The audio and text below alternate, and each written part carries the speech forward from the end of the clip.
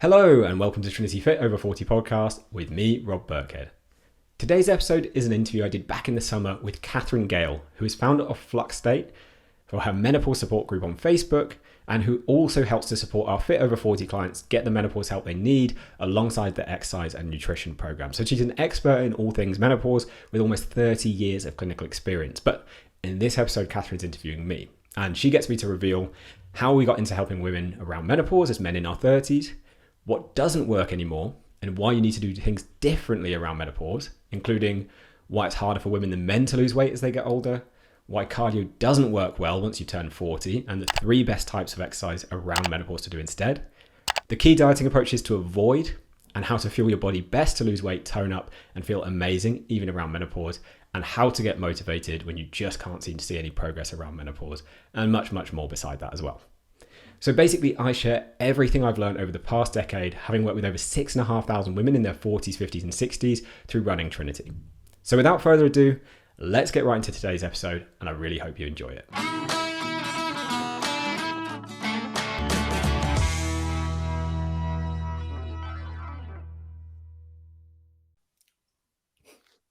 Hi, welcome to Menopausing for Lunch in our FluxState community. I'm Katharine Gale, the founder of FluxState, and I've got a guest today, a lunch guest, which is great. So today you're in for a real treat because we are going to spend the next half hour or so talking about Fit Over 40 for women with Rob Burkhead from Trinity Transformation. And Rob is here to talk about menopause health and fitness, as well as weight loss. And it's a big topic in our community, which is why I've asked him to come and have a chat with us today. I hear so often about the weight gain. Why is it happening?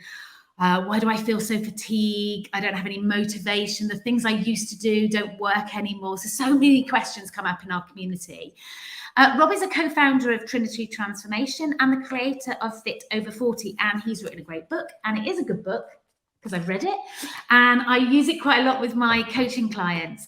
So Fit Over 40 is about helping menopause women to lose weight in a sustainable way by optimizing their hormones, which is music to my ears.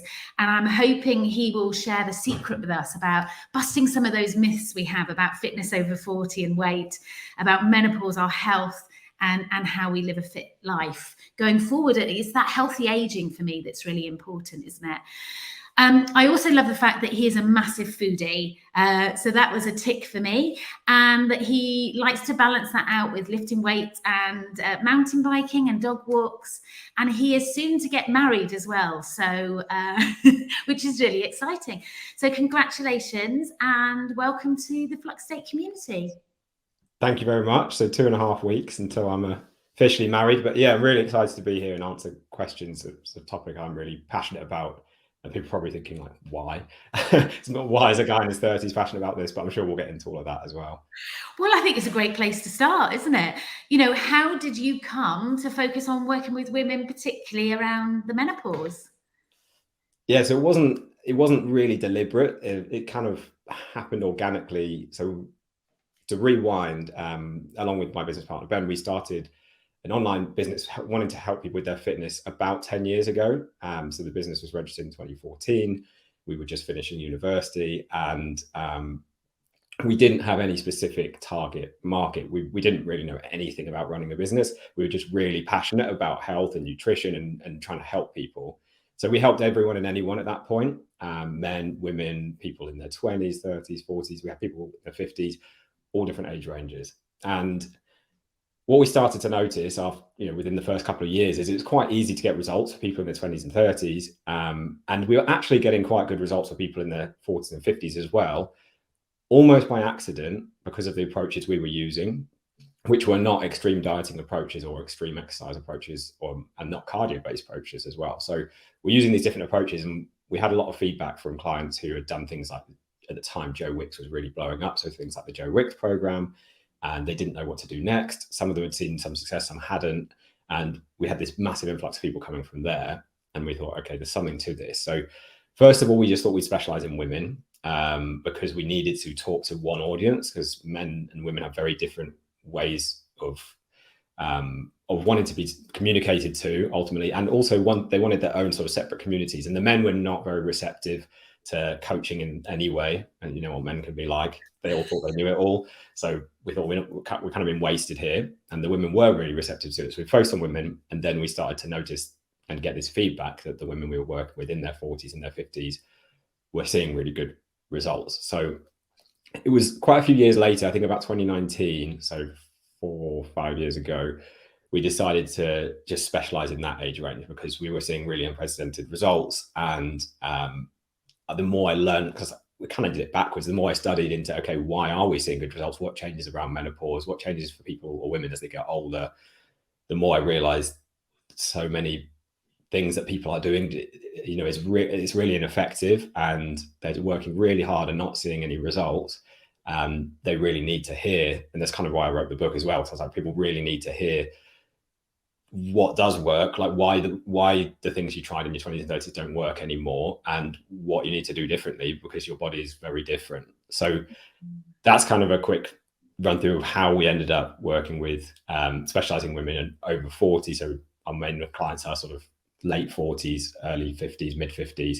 So that's kind of the primary age range we work with, but we have people from early 40s all the way into their 60s as well. Yeah, definitely. And I've always been someone who's been really fit and healthy. I've always been conscious about what I eat, but, you know, dieting hasn't been something I've had to do. But there is so much out there that is saying, do this and you get results, do this and you get results. And it's quite confusing. And I agree with you. You know, the things I did in 20s and 30s, you know, really, you know, focusing on cardio. Why doesn't that work anymore when we get to our 40s? What's changed? Yeah, so it's quite complicated, but we can actually make it quite simple. So as you know, there's a kind of a cocktail of hormones that change in the run up to menopause. And I think the first thing to say is these changes, as you all know, they can happen a lot earlier than sort of clinical menopause. So when, I believe, let me get this right, that's a year without periods consecutively. So 12 months straight without a period is when that's defined. And the average age for that, I think, is still 51 in the UK. Let's say it's about that. But these changes can start to happen way earlier. So even when perimenopause symptoms are really minor, we've noticed also it can really affect what works fitness-wise. So this could be for people in their early 40s. And we've got lots of clients in their early 40s who again, were stuck and have started to see different results. Definitely once you kind of have some really significant symptoms, then you definitely want to consider changing the approach. So the reason why, so those changes in estrogen and progesterone, so those sort of fluctuating and falling away, lead to an increase in stress or an increase in stress response. So when you're stressed, your body releases cortisol as the primary stress hormone. And when these things are declining, you will have an increased stress response to the same level of stress. So the body can't tolerate stress so well. And there's kind of 3 additional side effects to this. So if you're what we call chronically stressed, so a lot of the people we work with are in a really stressful job. They're also maybe part of this sandwich generation, so caring for aging parents and also looking after children. Even if the children are a bit older, maybe going to university, things like that, there's still stress there, right? They're still often responsible for the house. They kind of got all of this stuff on their plate. So the stress levels are actually increasing, especially if they climb in their career as well. And the body's ability to deal with it is not so good. Even if mentally you can kind of hack it, physically the body doesn't respond so well. So what happens is cortisol levels stay chronically elevated. So you can't really get this cortisol out of your system as easily.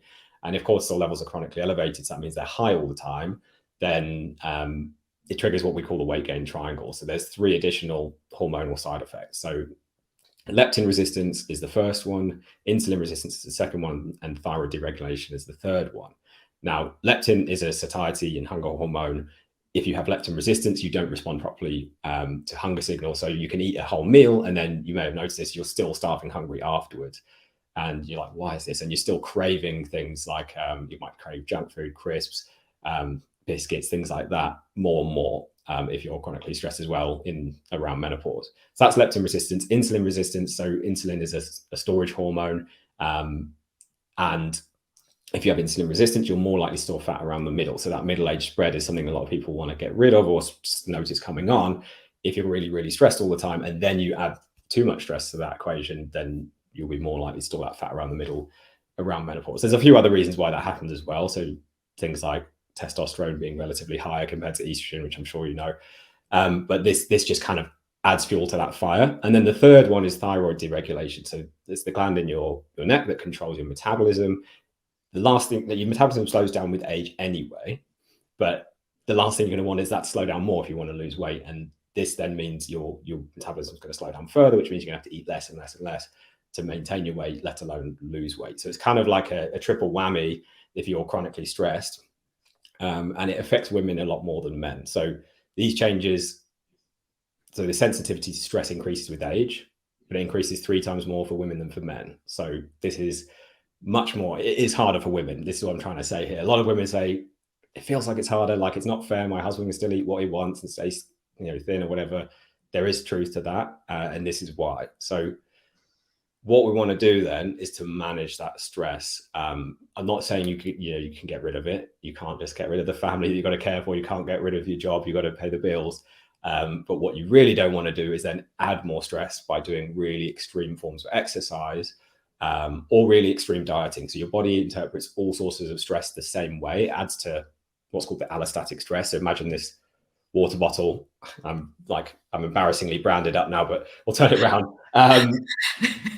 There's a good water bottle. So imagine this water is your stress. If you do a starvation diet, that's more stress and it will fill up. If you do loads of extreme exercise, let's say gym classes, you're doing burpees, you're doing all this extreme running, it will fill up again on top of all the work stress you've already got in there and on top of all the family stress. And what you want to stop happening is it kind of overflowing, because that's when you hit that chronically stressed state. So it's all about managing stress more effectively, which is a challenge, right, around menopause, because things that also contribute to that are like lack of sleep, which is really, really difficult for a lot of people. Overwhelm and anxiety kind of through the roof as well. So it's the number one thing we focus on really is stress management for our clients through exercise approaches, through nutrition approaches, but also through lifestyle as well.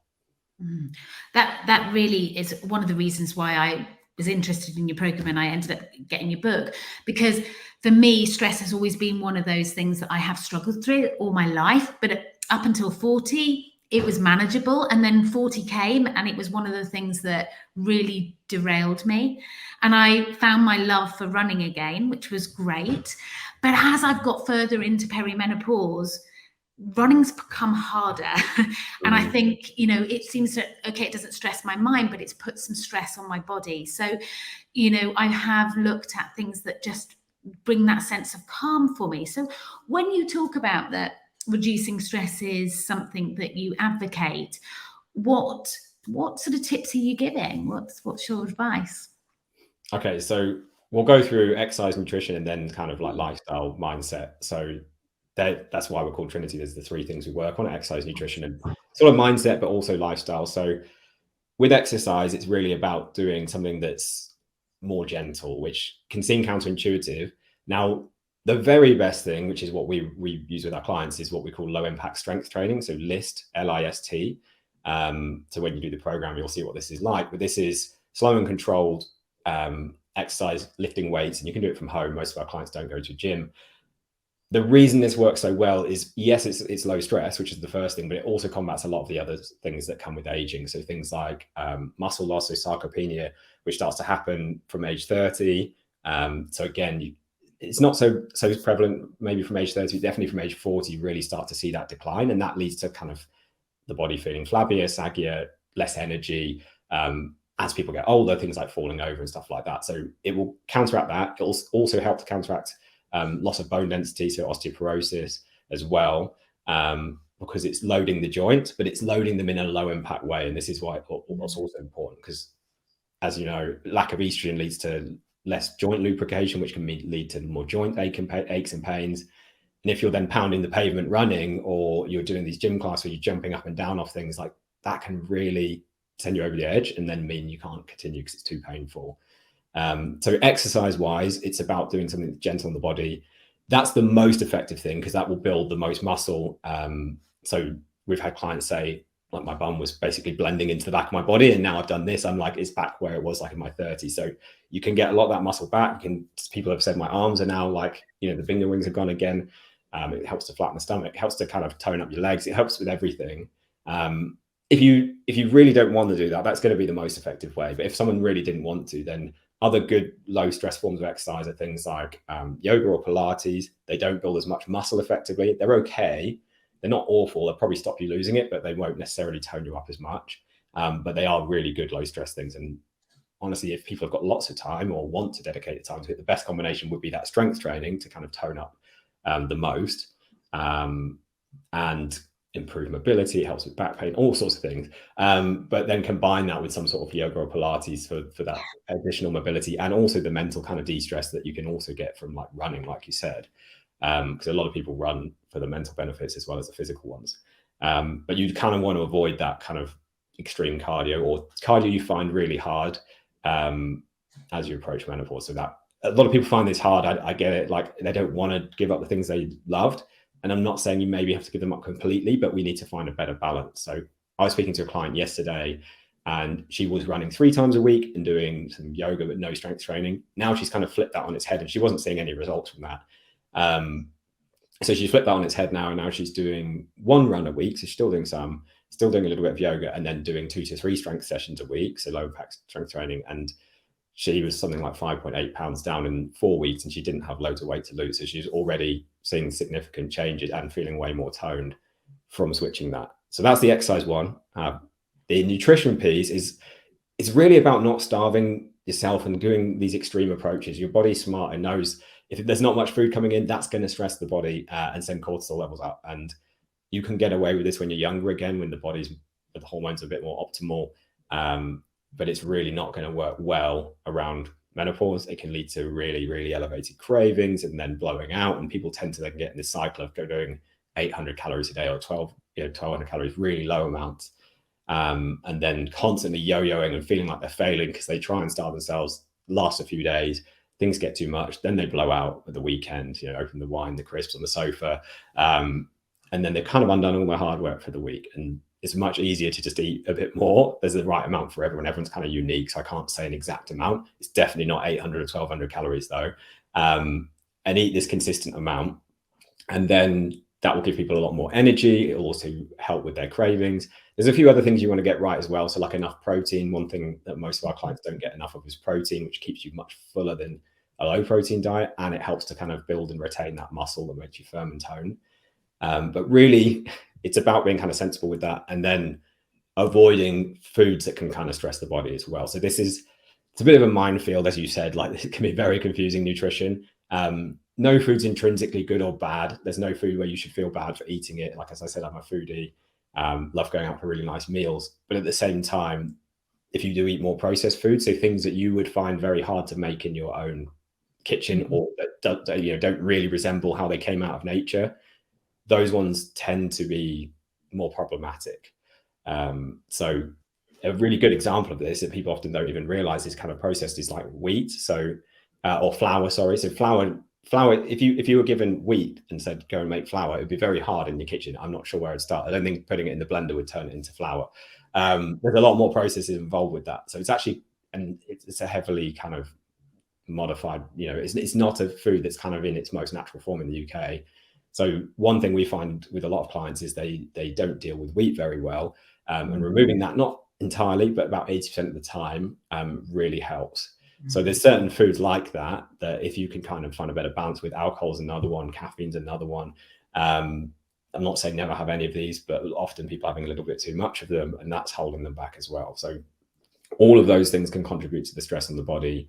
And then lifestyle wise, again, there's loads to unpack here, but the key ones I would say are sleep, and then the things that affect sleep. So I know around menopause, it can be really difficult for people to get a good quality sleep. They can have broken sleep, or hot flashes can kind of mean it's very, very difficult to stay asleep. So obviously there's the kind of HRT side of things, which can help people, which, I'm not an expert in, but I've had lots of clients have lots of success with. But there's also a lot of things people are not doing that they kind of know are affecting sleep, or maybe they don't realize, but there's a lot of things they're doing lifestyle wise or food and nutrition wise that mean they struggle to sleep. that then mean they get in this cycle of like less and less energy. I usually find then they're kind of struggling more and more at work to keep up, because they're tired, their brain isn't, they've got the brain fog as well. And then because they've been so stressed with work, it's so full on, they're trying to keep up. They're then having caffeine to keep going all throughout the day, which is disrupting their sleep. And then they're having alcohol in the evening to unwind because they've been feeling so stressed.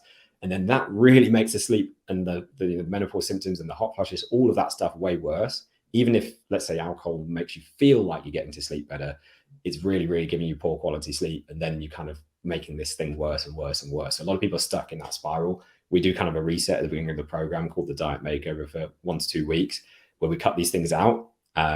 So I know we were planning for you to do this after your holiday, which is often it's right before the holiday. That's tough. But this, again, we see really good results with people, but they often feel so much better and have way more energy from making those lifestyle changes. That then means they can sleep better. And there's a few things that can help with that as well, like different supplements. But the number one thing I think is changing the obvious things, because most of the time people are looking for like this, what's the next thing on Instagram? That's the next thing I need to do. Actually, it's very simple things like sugar intake, alcohol intake, caffeine intake. So it's a very long answer, but I hope it kind of covered the question. Yeah, no, that's absolutely fantastic, and it is that cycle, isn't it? In perimenopause, of the stress, waking us up at night, we're tired. Then the next day we're going to go to a fitness class, and you think, oh, I can't be bothered, So it is that cycle, and the reliance for me on caffeine, and just craving sugar as well when I'm stressed. Yeah. So it is a sort of vicious cycle, isn't it? There was something I was going to ask from the group, actually, if that was okay. Janet says here that she's lost her ability to tolerate exercise progressively from about the age of 50. Her pain has increased. I assume that's sort of joint pain, stiffness, some exhaustion. And she finds the recovery is a big problem. And she says herself that she has chronic stress for a lot of years. Can she reset, like you talked about? Can she reset? And what advice would you give someone who finds her toleration of exercise difficult?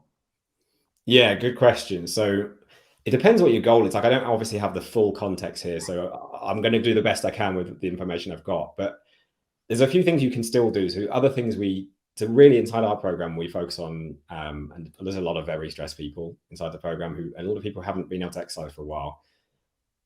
We focus on what's the kind of easiest thing to start with, and then we kind of build things up rather than just going. I think a mistake people make is going, right, I'm doing a program, I'm going all out from the beginning, and we make sure people don't do that. So whatever your approach, I think it needs to be low stress. We've talked about that. And for exercise, you can actually just start somewhere much more simply, which is just walking. So this is a very obvious one, but very low impact, low stress way. It does burn some calories. Yes, it's not going to tone you up like the strength training, but start with a really simple thing like, let's try and increase steps. So we also monitor step count of clients. A lot of people we work with are sedentary. They work at a desk. We're working from home more than ever. Some people, barely leave the desk all day, and back-to-back Teams meetings all day.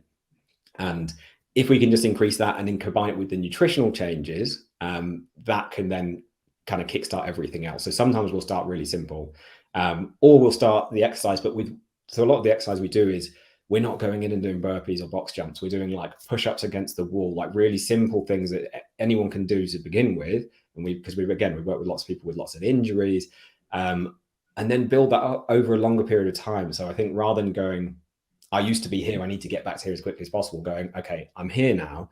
It's not where I ideally want to be, but if I can give myself like a longer period of time, let's say 12 months, you'll be amazed how much fitness you can get back by taking a longer approach to it. So I think it's hard. I get it. It's kind of accepting this is how it is for now, but you can change a lot. And I think the last thing I'd say on that is the other stuff I talked about. So those lifestyle factors and nutrition factors, if you change them, you may actually be able to tolerate a lot more in terms of activity.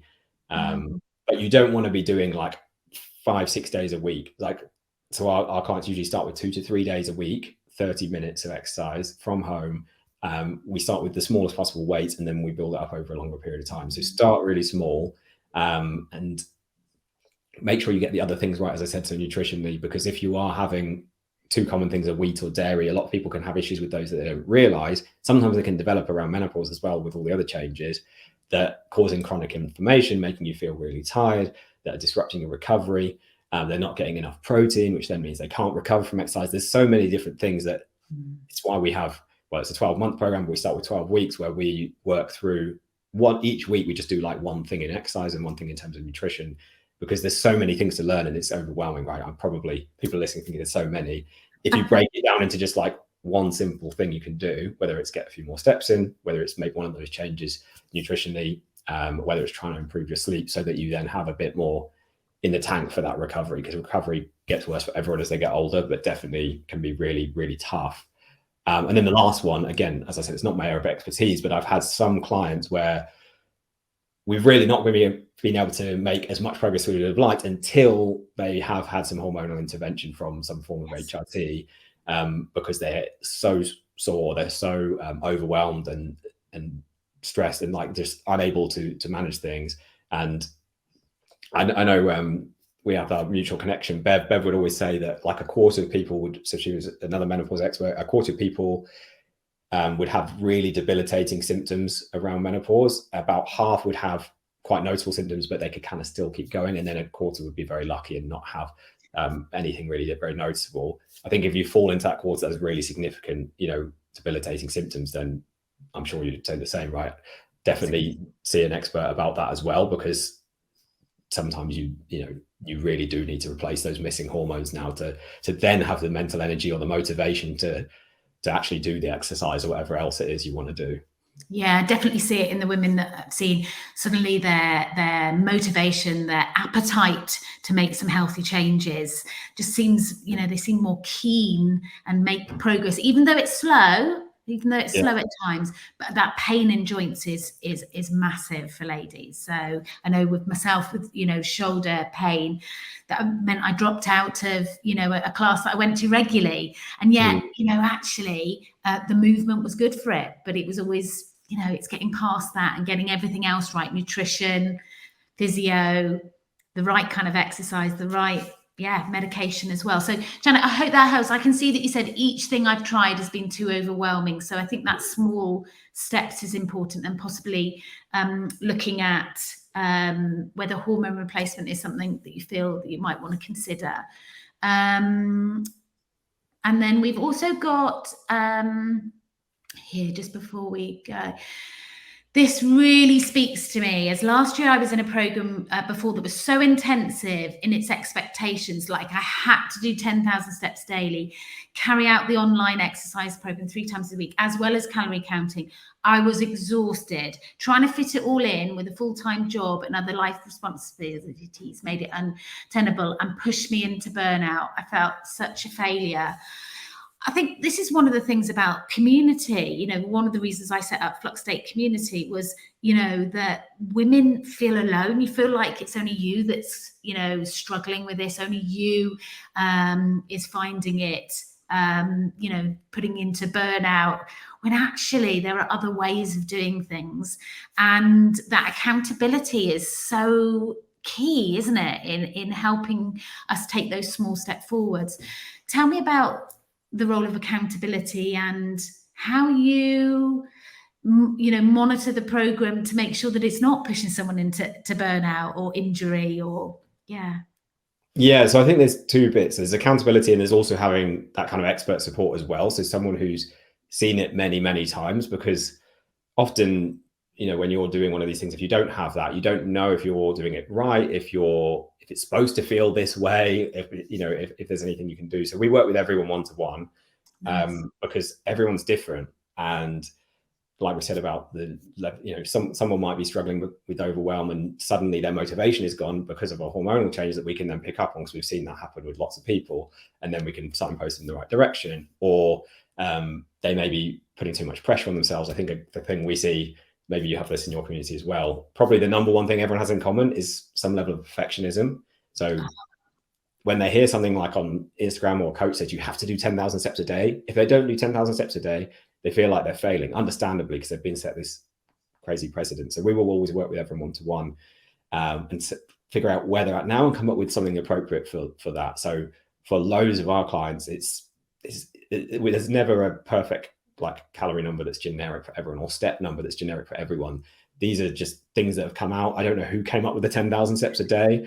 Maybe it's Fitbit, but most of the people I work with, like let's see how many I've done. I've done 3,700 today. I probably won't hit 10,000, but it's about going, let's try and get over 5, or let's try and get to 6 because I've been hitting 5. And these little changes can actually add up. So for most of our clients, it's little tweaks that are achievable that then they could stack up on top of each other that over time create the result, rather than going 0 to 100. We're going to do 5 workouts. We're going to be doing HIIT training. We're going to be doing, fasting. When it's too much. Like we can't deal with that on top of everything else. So it's about kind of just taking a little step in the right direction, but that kind of often requires getting to know you better. So that's why we work with everyone one-to-one, to know what your lifestyle's like, what's going to be realistic for you, because what's realistic for you isn't necessarily realistic for the next person, or a good idea either. So some people need to do less and they'll see better results. Some people maybe need a little bit more motivation to do a little bit more. But everyone I find struggles with going, I speak to everyone after 4 weeks of the program. Most of those calls are actually me going, you're doing way better than you think you are.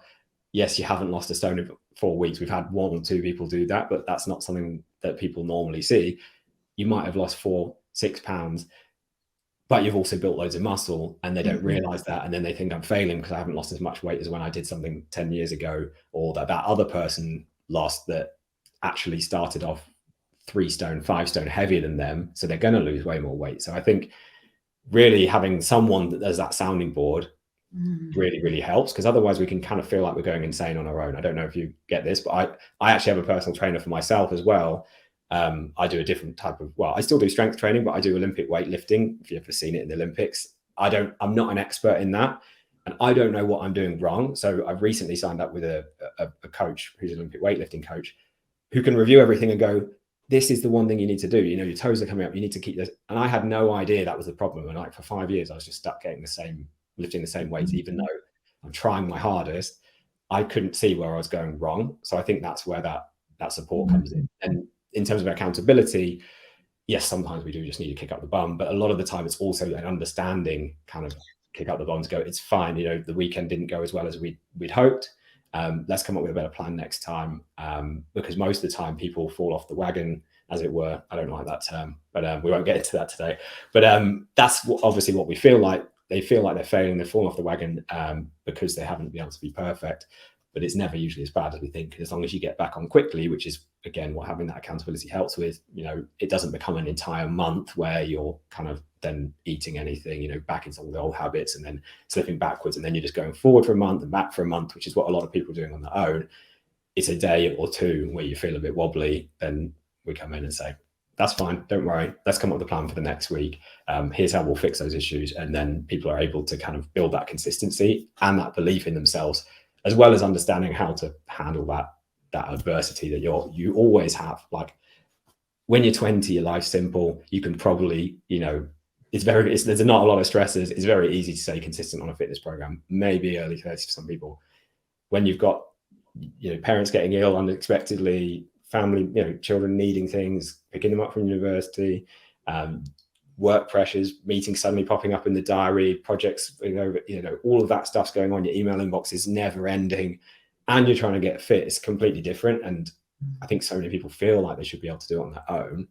And look, if I don't have children, I don't have half of those complications. I'm not menopausal, and I still work with a coach because I know on my own I'm just not going to do it. Like we've got a business with a team of 12. I'm in meetings a lot of the time.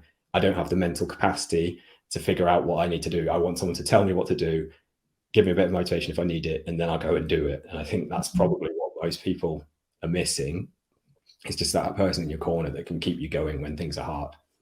Yeah, absolutely. And I have a coach too. You know, my coaching clients say, you know, oh my goodness, I thought I wouldn't need one at the end of 12 weeks. But, you know, it's that sustainability, isn't it? Sometimes we need that ongoing accountability for things, because life throws all kinds of things up. Just when you've got it under control, you've got it all organized. I know when I put the habits in place, how good I feel.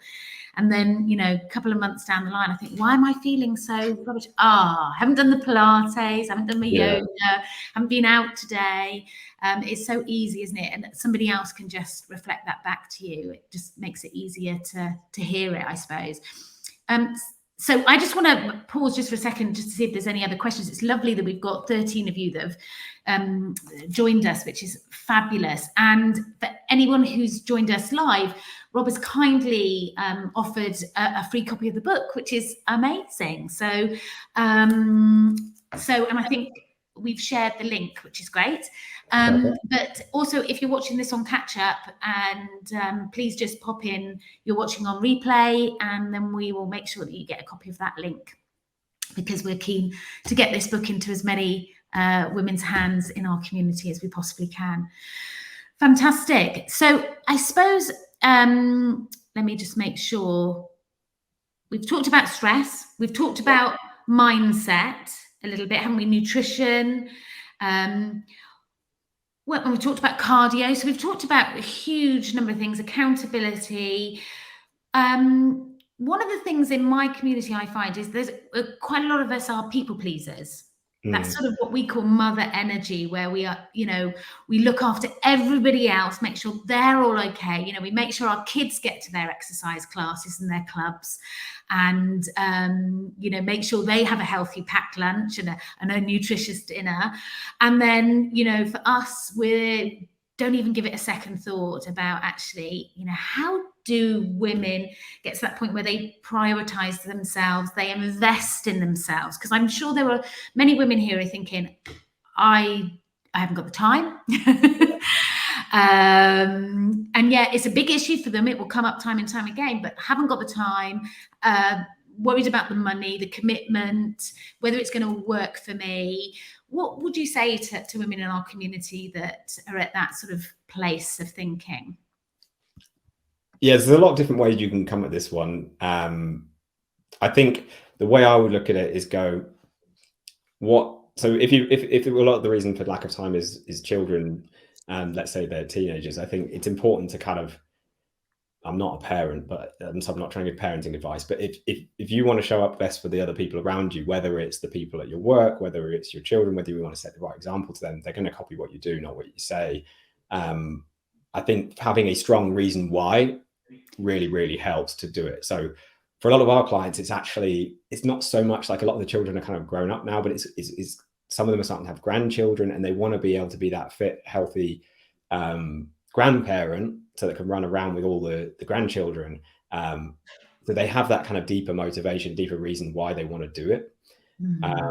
So it's not just, I'm doing this for me, so it doesn't feel so selfish. It's like, I'm doing it so I can support them. So I think making it about other people is important, because if that is, rather than saying, no, you should start to prioritize yourself, which I do think is a good practice, also go, okay, I understand that I'm more likely to do things for other people than I am for myself. So if you can start to realize this 100% how you feel in terms of energy, in terms of how you feel physically in yourself, it has an impact on the key people around you, whether it's your partner. I know, for example, as I said, we're getting married in a few weeks. Like, when Lucy's not feeling so good in herself, she's in the worst mood. She's, you know, less receptive to you know, hanging out together. She's just not so happy in herself. And when she's feeling good, she's exercising regularly, which she does most of the time.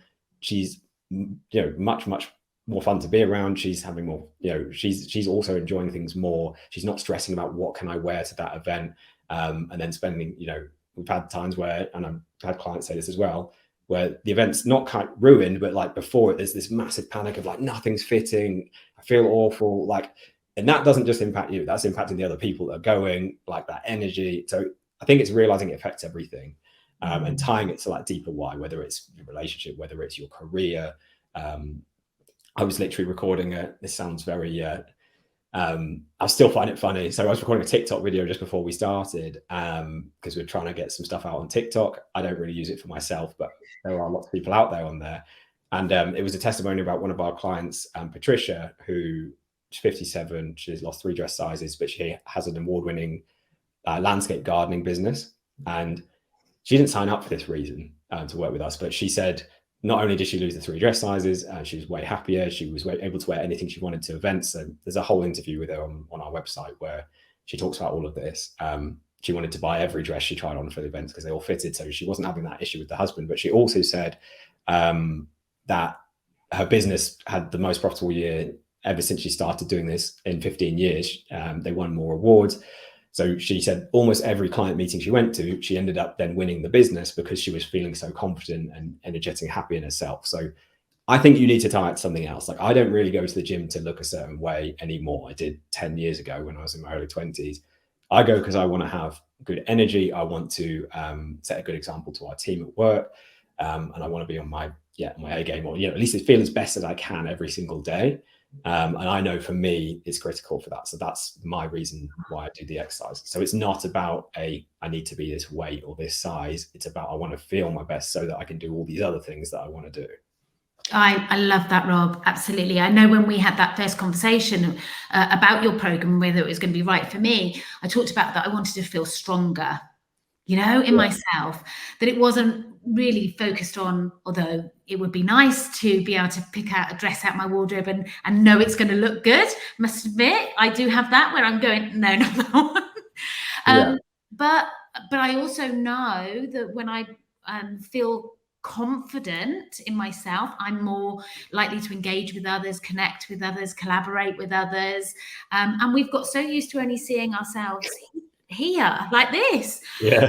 Actually, when I started going to live events, it made me really sort of think about what I was wearing and how I looked. So that sort of judging ourselves. So one, I try and connect with being a role model for those in my community. I haven't got it all sorted, but I connect with wanting to live longer and healthier.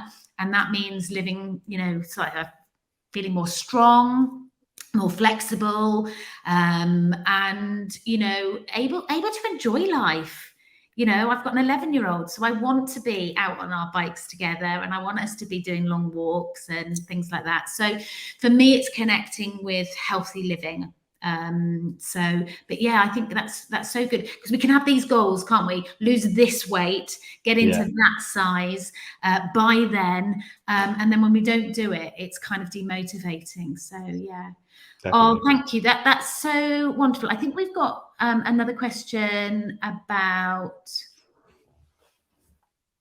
Oh, Janet says that is so liberating what we've said. I feel such a failure because I can't get myself to 10,000 steps. I've signed up to a summer challenge because I thought it was a motivation stopping me. Maybe I should lower the number of steps and aim for regardless. So yeah, it's a clean slate every day, isn't it? And I think tuning in with how we feel as well is going to be important, because there's definitely days when I can easily do 10,000 steps, and other days where actually you're right. If I'm sat here all day, just regularly getting up and walking, doing a short walk is good. It's good. It's moving more, isn't it? What's your thoughts? And you may not be able to answer this, but I'd be interested to know your take on testosterone, particularly for those women who have had an early menopause. So women who've gone through the menopause, their periods have stopped before 40. We advocate HRT, estrogen and progesterone, because we want to protect their bones, their brains, and their hearts. Regarding testosterone, do you have any feelings or experience with that? So I don't have loads of experience. I know a few clients are taking testosterone. I know enough about testosterone to say, for a lot of people, if you're lacking in it, it's going to be really difficult. So testosterone is kind of like, it's often associated with males, right? It's like that male alpha male energy thing, but we all have it. And if you're low in testosterone, whether you're male or female, you kind of lack that. It's kind of that driving hormone that's like makes you want to go out and, back in cave people days, go out and hunt or go out and do that thing, go and achieve the thing. So if you're really lacking in it, it's going to mean you're probably going to be lacking in motivation. So I do think it's a very important hormone. And I'm definitely more, really fascinated in this and trying to learn more and more as well about what kind of, whether it's a hormone replacement therapy or what natural things you can do as well to kind of get those levels right. Because if it's low, higher testosterone is typically associated with being leaner, having more energy, having more motivation, all those things that you kind of want to have, most people will want to have, right? It's easier to stay lean if you have more testosterone as well. And if it's low, you're more likely to struggle for energy, you're more likely to struggle to lose weight, you're more likely to have worse recovery. It's another really important one. So it's one of the reasons why bodybuilders will take testosterone or some other sort of steroid, is because they can recover like crazy from workouts. So they can do a workout in the morning, they're taking these steroids, and I'm not saying take steroids, but by the end of the day, they can do another really hard workout because it means they can recover so fast. I'm not saying you need that, but what I'm saying is that's a good example of it really helps with recovery as well. So I know some people have talked today about really struggling to recover. So that's another thing to factor in. So again, I don't know loads about combining testosterone with other forms of HRT, but I do know there's some people I've heard who've had that as an additional. I don't think, did the GPs, are they able to prescribe testosterone in the UK? Yeah, I mean, at the moment in the NHS, so I prescribe testosterone in my private clinic, and I'm definitely seeing more women around it. Do we have all the evidence we need to say yes, absolutely? No, because the research hasn't been done. There's a massive gender data gap. So until it gets in the NICE guideline and there's research, then more GPs will be able to consider prescribing it. But at the moment, they can only prescribe it for low libido. That's the one piece of research that we've got evidence that testosterone helps women. Not all women, because libido is really complex. But I agree with you. For the women that do take it, we see some benefits in their ability to focus, concentrate, making decisions as well. Yeah. So, I'm doing this because this is right for me is a classic example. Whereas I can get distracted. I'm going to do that exercise class. I've missed it because I was doing something for my son or whatever. So it does give us that ability to focus. And you're right. I see it as an energy pack. I feel the testosterone is what in my 20s meant that I could do, 2 aerobic classes, in a day and not think about it, then go out dancing in the evening and be up early for a shift the next day. I couldn't think about that now. But regarding research and evidence, we don't have it at the moment. So I'm like you, I'm curious. I'm really curious to what testosterone could do for women if we were replacing that, particularly in younger women. Yeah. Oh, Rob, I could talk to you all day. It's been absolutely fantastic. And I know that there was a huge amount of excitement in the community when they heard that you were coming to talk. And I just want to say thank you to everyone who has joined live. And you will have access to the book that Rob's written, Fit Over 40 for Women. And if you watch on replay and put replay in the comments, we'll make sure that you get the link as well. Where can women find out more about your podcast and your program and how you support women? So the best place to go is just to our website. So it's Trinity Transformation. So we've obviously got Trinity here, trinitytransformation.co.uk. Or look us up on any social media. It's pretty much Trinity Transformation on everything. There's an S on Instagram, so someone else took Trinity Transformation. So it's Trinity Transformations with an S, but all of them have lots of details about what we do, and on LinkedIn as well. So whichever platform you prefer, but the best place I would say is go to the website. You can access things like the podcast, which is free. People find really helpful. I know you're coming on that soon as well, which I'm very excited about because we've got more we need to talk about. So go to the site, you can click on podcast, or you can click on program, or you can click on results on the menu, and then you can see all the examples of those things. So whether you want to get more free info, go to the podcast. We do one every single week. We're on episode 221 or something this week. So there's loads of them to listen back to.